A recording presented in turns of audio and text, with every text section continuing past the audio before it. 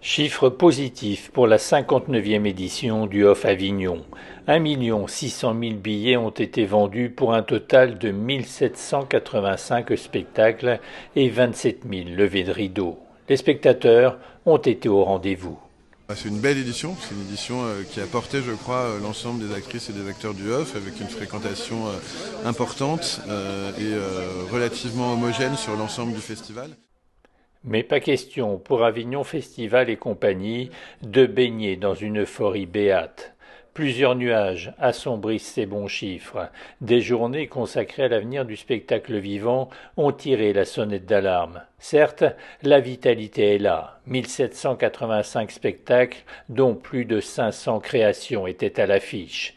Mais à quoi servent toutes ces offres si elles n'ont pas de débouché après le festival?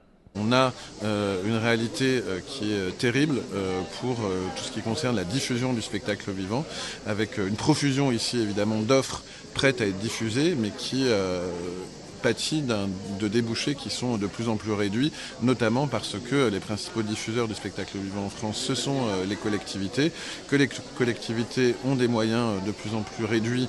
Le festival est un lieu de diffusion ponctuel, on ne propose que 20 dates. Alors vous me direz, c'est beaucoup pour un spectacle, 20 dates de diffusion, puisque la moyenne est aux alentours de 27-30 dates. Donc quand une compagnie fait déjà 20 dates ici à Avignon, eh bien quelque part elle a déjà atteint les 2 tiers de la moyenne nationale. Mais enfin, on ne peut pas se réjouir de se dire que la seule vie d'un spectacle, c'est sa possibilité d'être exploité à Avignon.